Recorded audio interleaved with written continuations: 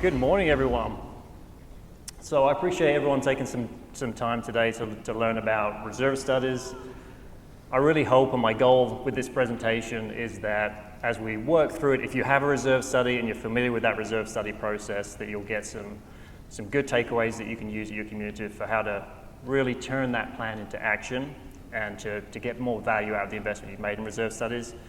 And if you don't have a reserve study, hopefully you'll listen to the presentation and you'll understand the value that it can have within your community too. So we'll do a brief overview of what's involved in a reserve study. So we'll talk about the different steps that are involved in a reserve study. We'll talk about the common questions that get asked, specifically when associations are looking at doing their first reserve study or their next reserve study. Obviously, we want to touch on the benefits of a reserve study. So we're going to be talking about how it really adds value to your community from a financial planning and forecasting perspective, and obviously the role of a board member. So how you as board members and members of your communities can help, again, maximize the value of the study, but also get involved in different steps of the process to really help you to get the most out of it and to set your consultant or your reserve specialist up for success, and then give you the best end product once you get that reserve study back. We'll also talk about community action plans. So again, what we often hear with reserve studies is people get the reserve study done. The document itself is more of a roadmap. So how do you then put that into action and do something with that reserve study that benefits your community, so it's not just done once, sits on a shelf, and then you pick it up again 3 years later. That's what we want to avoid happening when you get a reserve study done. We want you to get the most out of that investment. So as a brief overview, at a high level, the most value that board members tend to get out of a reserve study is the financial planning aspect. So when you think about the intent of a reserve study, it's really to look at your non-annual maintenance, repair, and replacement costs. So what you're trying to do is forecast when those unexpected expenditures are going to happen and occur so that you can be ready for them, because you know absolutely that you're going to need to invest in your community. The community buildings, the houses, they're going to need investment, whether it's new roofs, new sidings. You know you have to make that investment at some point. What we try to help you predict is when and how much. So at a high level, that's the most valuable piece for board members. The purpose is to get that adequate funds into the reserve so that they're there when you need them. So when we're talking about the funding plans and we're talking about really the end goal, it's to have the right amount of money in the funds when you need it to do those non-annual maintenance, repair, and replacement projects. In terms of key components, so there's a physical evaluation. That's really the on-site evaluation that was normally conducted by a reserve specialist, an engineer, an architect. They will come to your community and do a walk around.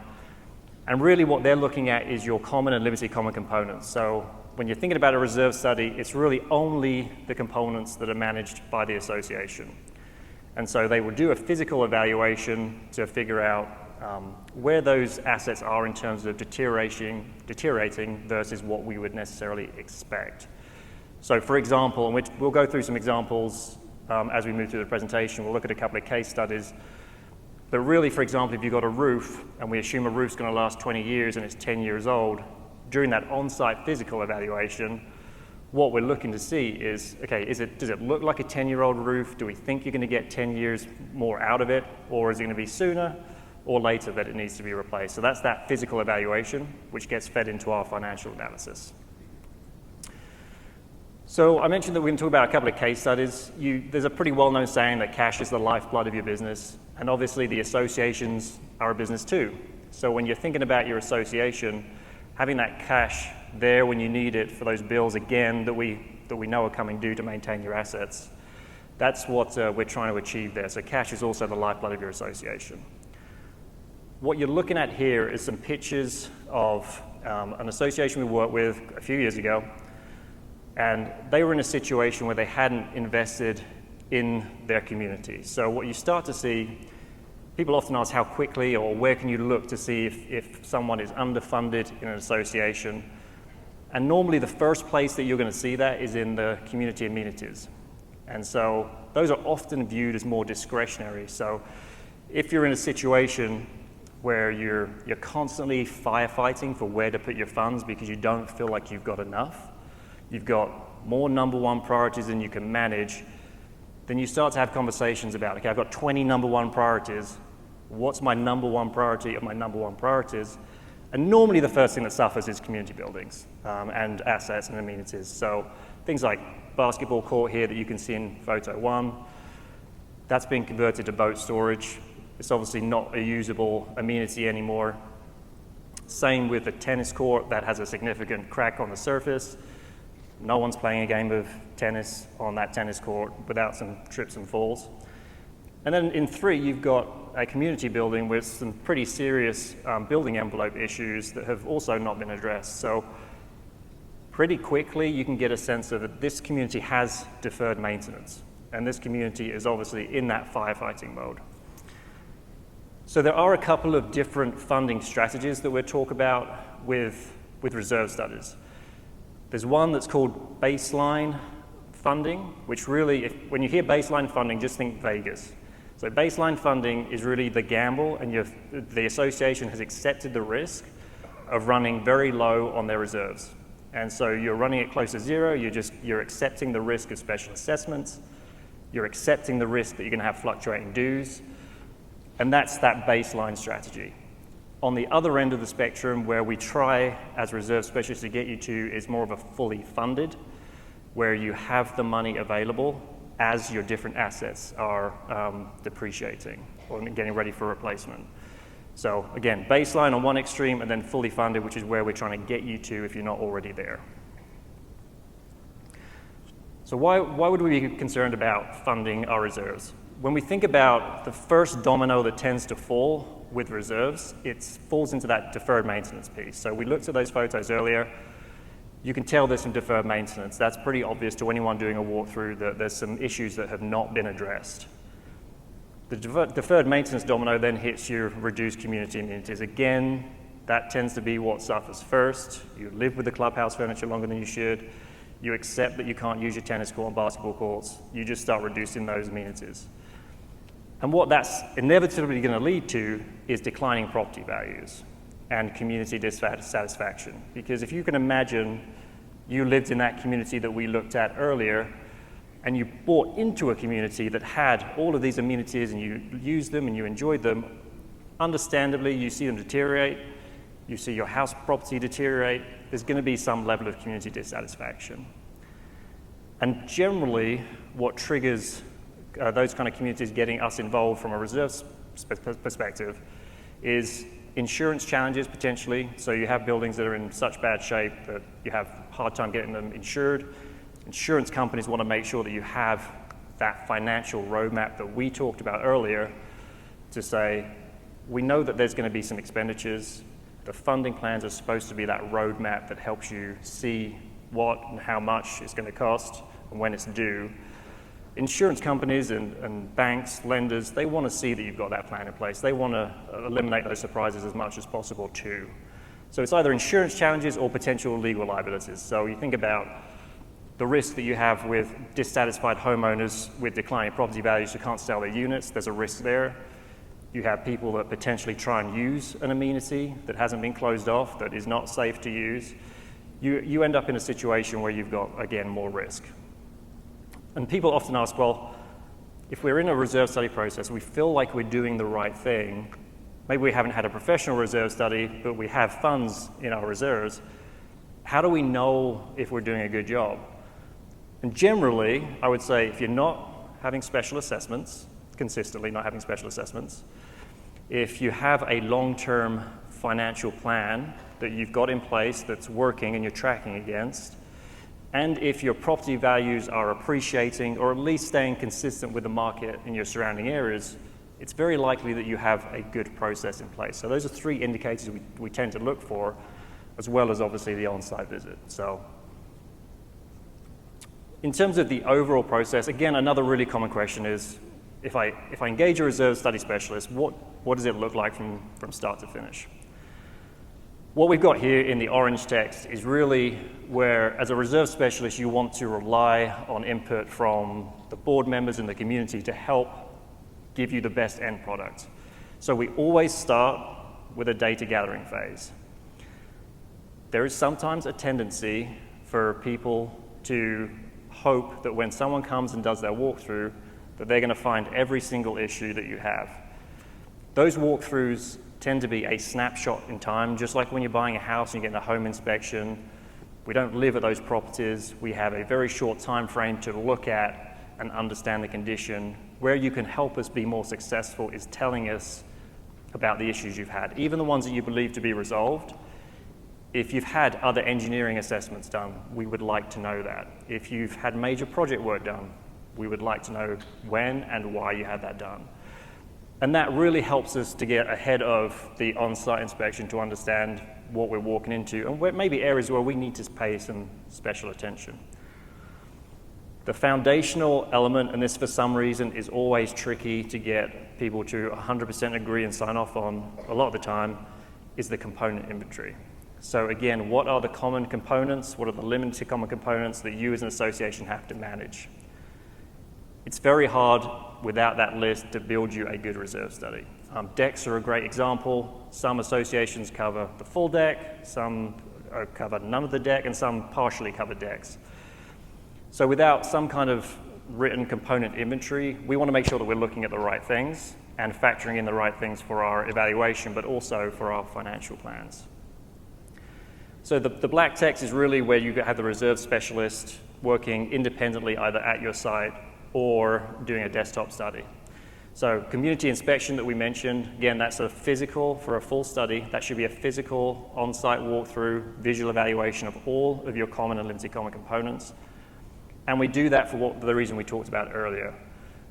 We have an understanding of how the average performance of siding, roofing, windows, how long they should last, but we don't know how well they're performing in your community until we come and do the community inspection. So if you're having a full reserve study done, you should have someone physically walking through your community and looking at those common components as part of that evaluation. That again is another common question of, can't I just give you my common component list and can't you then just tell me the funding plans and what we should plan for? That's a real challenge when you really don't know how much more life those assets have. That really removes your ability to accurately predict the when. You can do a pretty good job on the costs most of the time, but the when is just as important because you're funding the replacement all the time.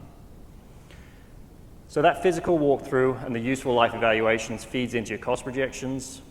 What you'll typically find, and we'll look at an example in a minute, is that you will have your current trajectory shown on your funding plans. And that's useful because you can at least see where do you need to course correct. Are you doing a good job over the next 30 years on our forecast, or do you need to make some adjustments somewhere, and when?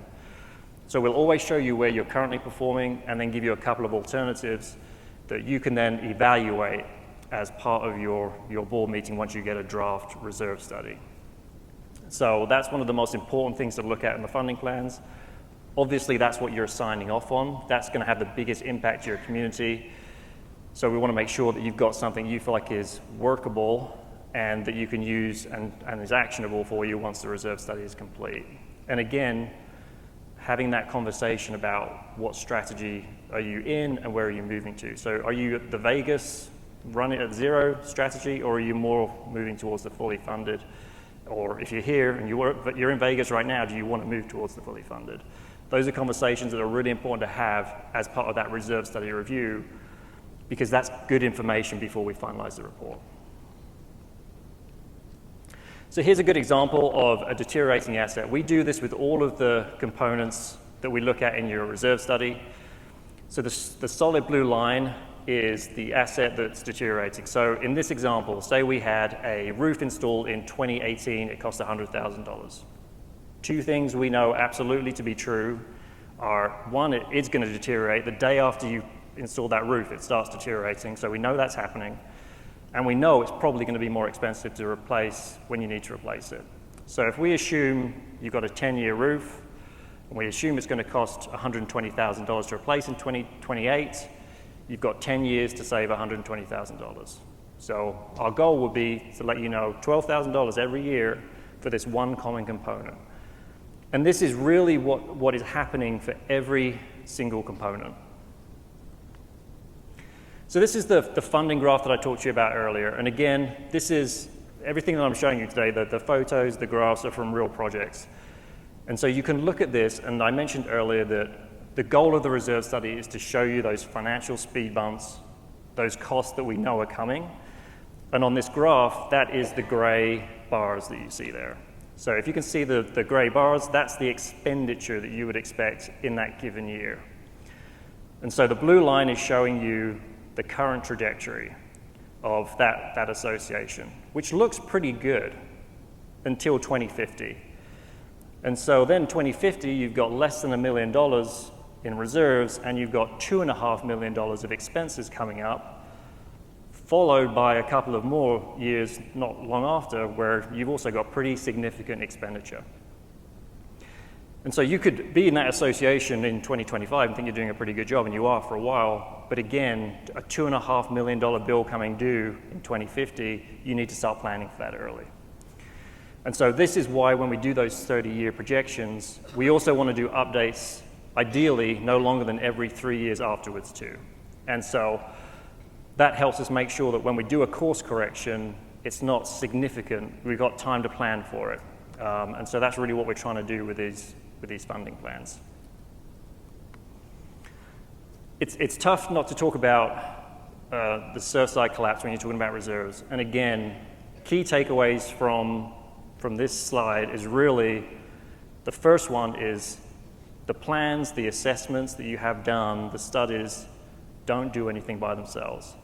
And so action needs to be taken. The first domino we talked about falling is deferred maintenance. This is obviously a very extreme example of what can happen when deferred maintenance is ignored. The other thing to think about here is the stat that's on there, about 54% of community buildings are 35 years old or older. And that's a situation where they need some investment. They've either should have had investment today, or they're going to need some pretty significant investment. So things to think about with your community is, where do you have deferred maintenance? How old is my buildings and my community that you're responsible for? So I mentioned action plans at the beginning. So again, if you're in a situation where you do not have a reserve study, and I got this question earlier today and it comes up a lot, do we need to have a professional third party do our reserve studies? Is that a Minnesota requirement? No. Obviously, we would recommend it for a number of reasons, but it's not a requirement, but you are required to have adequate funds. And so how do you justify that adequate funds is really one of the things I would highly recommend that you as a board member sit down and think about, of where are we at in our funding? What does adequate funds look like to us? Are we going to live in Vegas, or are we going to try and get to fully funded? How are we going to approach that? And then getting an unbiased assessment of your community assets. You've got a number of great resources available to you in this room and available to you through the HOA Leadership Network. People that can come and at least give you an assessment of where they think that you are at for your assets and when you might need to start planning to replace them. And with that information, you can build that project list and start soliciting some bids when you get closer to needing that work done. So that would really be the goal. What you're really going to be doing if you go through this process independently is a DIY reserve study. To me, that's way better than having no reserve study. But I think as board members, I don't know if any of you in here ever got something written up that said, this was our thought process about our reserves. This is why we landed where we did. Probably not, but I'm sure that would have been nice to have when you join the board. And 9 times out of 10, when I talk to people about how did you come up with your reserve number, it's normally followed by a laugh, and they don't really know, and maybe someone had developed a spreadsheet some time ago, but they're no longer with the board or the association, and so they're kind of stuck. So having something that you can at least document and provide to other people. If you do have a reserve study, please don't just look at it once every 3 years. The reserve study should be part of your annual planning process. You want to do an annual look back to say, did I spend the dollars on the projects that I expected to when I expected to do it? If you did, great. If you spent the same money but spent it on completely different projects, that should raise some questions. And then you want to do that look forward to talk about and think about, what have we got coming up this year? And then for bigger projects, I would highly recommend 3 to 5 years out at least for those larger projects like new roofing, new siding. You're really starting that process again of talking about those early, starting to engage contractors and getting bids so you can really firm up your numbers.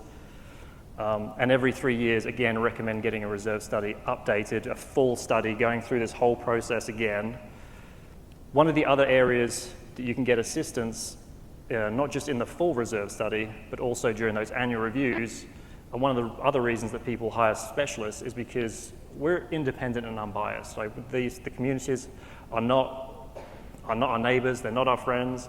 We can be completely honest with you and unbiased about what we see and the course correction that maybe that you need to take.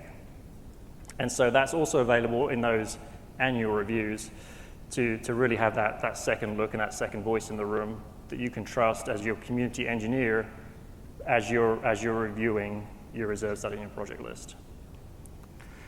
So that's really all I had today. Hopefully that's been useful. Like I said, my commitment to you is hopefully if you've got a reserve study, you've got some more information than maybe you had when you walked in. If you've never had a reserve study done, hopefully you've been convinced of the value. Even if you're going to go out and do a DIY study, we've got a booth upstairs.